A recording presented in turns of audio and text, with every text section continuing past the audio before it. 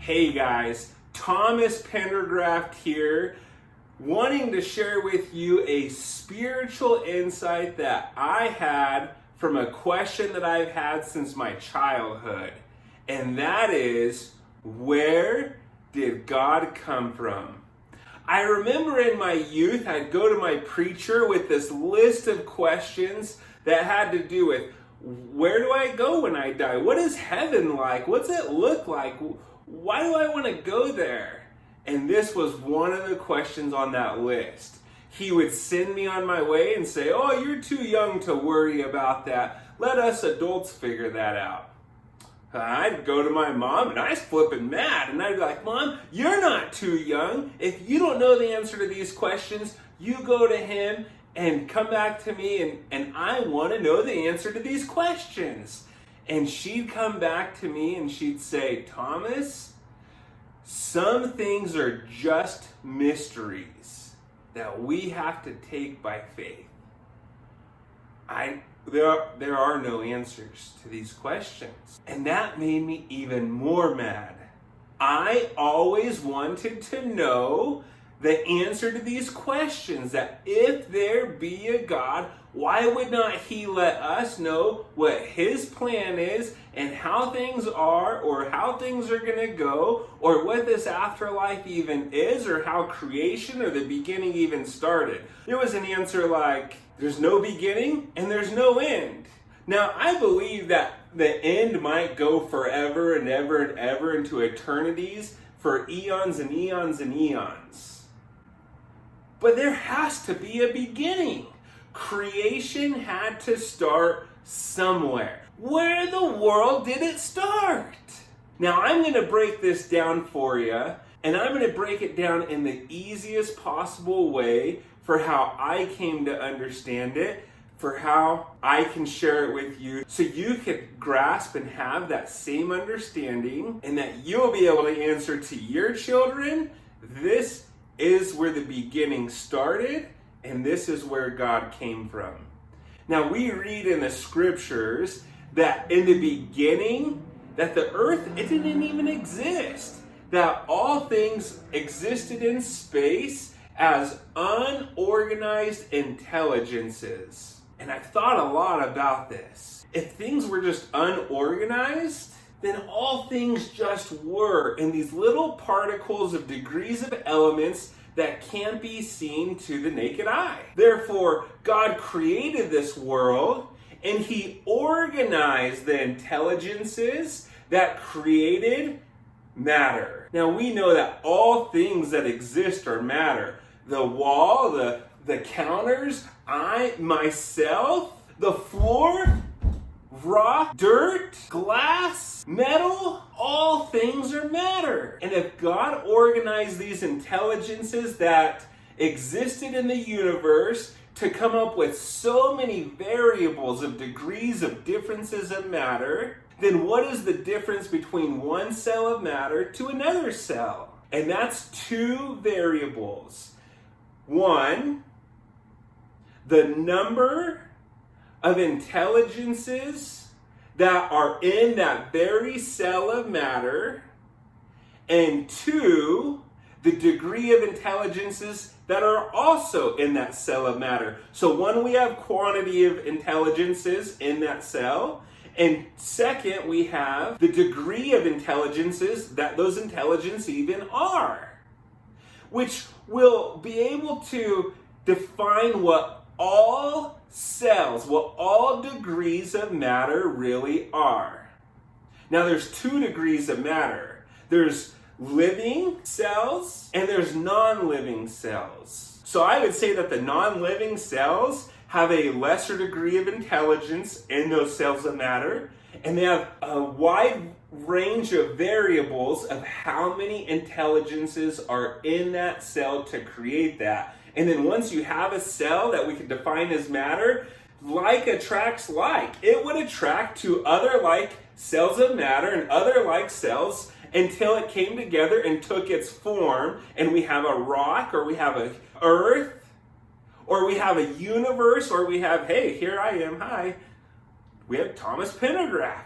We have you. We have your kids. And so if all things were unorganized intelligences in the very beginning, and God was able to organize that, which he's a heck of an organizer, or that one cell would be likened unto another cell, and that they would be able to take their form and compile all the things that we see and enjoy today. Now, if this is the way it is, which science and philosophy and religion all make these claims to be able to compile this together and say, hey, this is how our living existence happens today. And religion claims that this is what God did to be able to create everything that we are and enjoy today. So if I break down the laws of creation and take things back, way back when, I'm going to say that in the beginning, there was absolutely a beginning. But I'm going to say that God didn't exist, that worlds didn't exist, that nothing existed. That in the universes or in this grand platonic area of space, that there was absolutely nothing but unorganized intelligences just floating around, doing their thing, absolutely nothing. Now, the scriptures say that God is law and that he's absolutely perfect. And my theory goes right along with this. And it takes it a step further.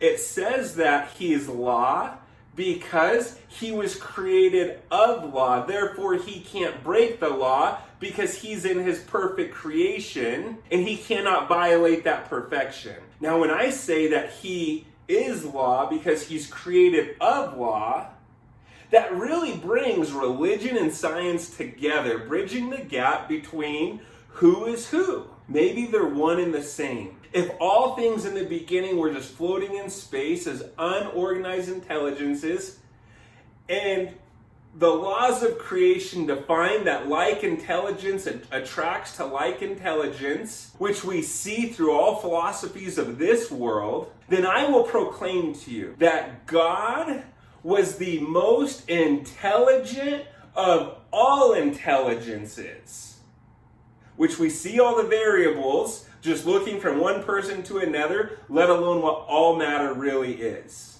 He was the highest degree of intelligence that attracted in space other like intelligences that would then form to create these cells of matter when they attracted other like intelligences of their same likeness. And here in the beginning, we see the law of attraction in its perfect form. God was able to create himself spiritually.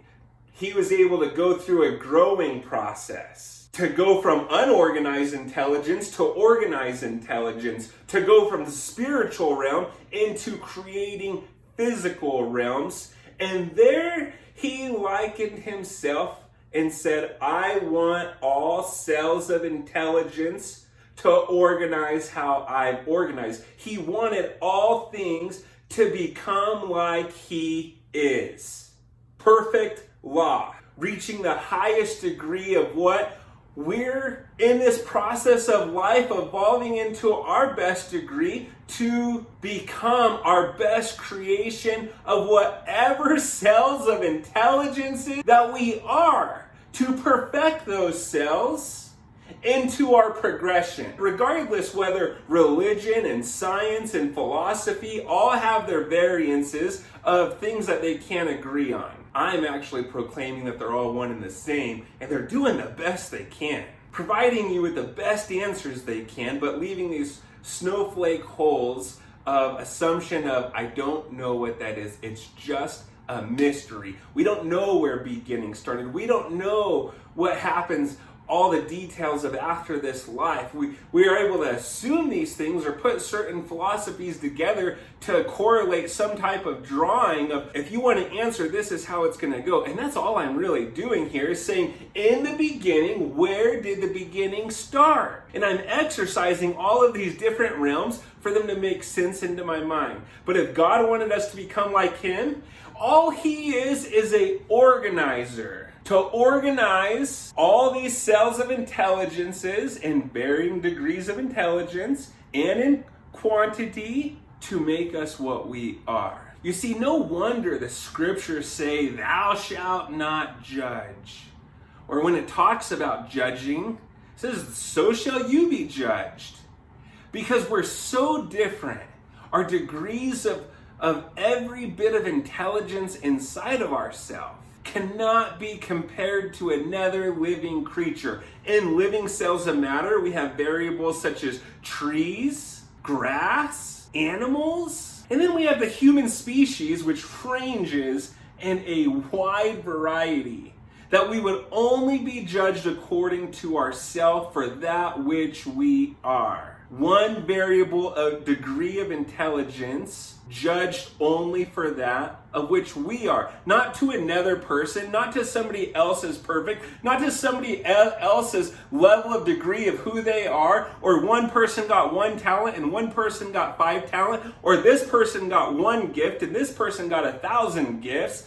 We're not measurable. From one human to another, male to female, white to black, alien to animal, tree to skunk, where it's not comparable. Our level of existence is ours. I have certain degrees of intelligences inside of my faculty. It's not comparable to you. It's not comparable to them, or to her, or to anyone. Therefore, I'm only accountable to what I do with my intelligences. How do I make them grow and evolve and progress? Am I capable of killing them and hurting them and digressing? I am accounted for the progression of what I do with my faculty. For those who double their talents, it'll be well with them. For those who bury their talents, they shall receive something that doesn't sound so great. So when I come to break down everything I can in the scriptures and through science and through quantum physics, I have concluded that in the beginning, God created himself. And that we're really just following the laws of nature. You are a subject of the laws of nature. You are nature growing into the form of whatever you command it to be. You see, I have ability to command my intelligences to act or to perform or to do a certain thing. And we call that self-mastery. I'm a master over myself. When I become a master over myself, then we get into realms of I could act upon other intelligences. If I have enough faith, I could say unto that mountain, move. If I have enough faith, I could run through the Red Sea, command it to part, and it'll part.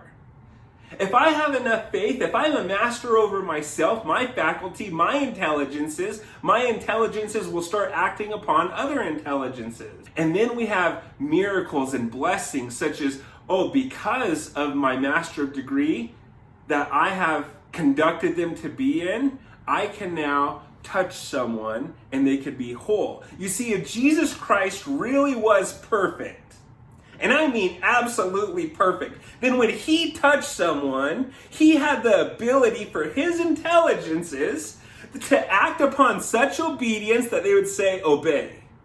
Listen to me. I command you to be whole. And then he would start performing these healings and these miracles because of what he created his intelligences to be. You see? When we understand the laws of creation and the order in which all things are, we can conclude that in the beginning there was a beginning. And that God created himself and wants us to become as he is, whole, complete, perfect. I'm taking my cells of intelligences and getting them to progress in a manner that I one day can be perfectly me for my body of matter, not comparable to anyone else or to what they're doing. I am loving myself into my best creation, and that is all we are here to do. That's it. Love yourself into your best creation. You see, religion and the dynamics of all the religions across the world, which there's so many, tens of thousands of different religions, different denominations, different faiths, all struggling and fighting, saying, oh, I get the answers from God, but they all conclude on things so differently. And I think that they try so hard. And it's okay. They are trying to step into their progression, to be obedient, to progress themselves to the best they can with the best answers that they have. Which, quite frankly, it's not very many. It's not enough. For our level of existence, there's so many times I ask myself, what is the point of this existence? Like, what is this? What's real? What's truth? Why is truth so hard to find? And what am I really supposed to be doing? It's okay. Take a deep breath. Whoosa, whew, whew. All that matters is that you are love, the highest frequency that exists, the strongest vibration that exists, the most powerful force in the universe, the greatest healing power that exists.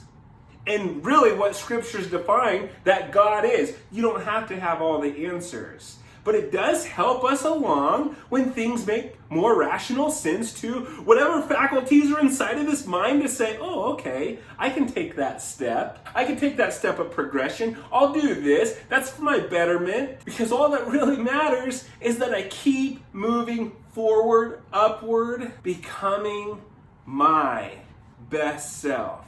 Whatever that is, no person is welcome to tell me what that is. They don't understand my gifts, my talents, my level of creation for wherever that is on the spectrum chart. Nobody can comprehend this faculty, but I'm a law of nature, progressing and doing my very best to reach my full, divine, heavenly potential. And that, my friends, is when and where I break everything down to say, this is where God came from. He is of the law of nature himself. Therefore, he is law because he cannot break the law, because he's subject to really what he was created by and from. And I conclude, God created himself, and you are creating yourself. The best measure of your best perfection.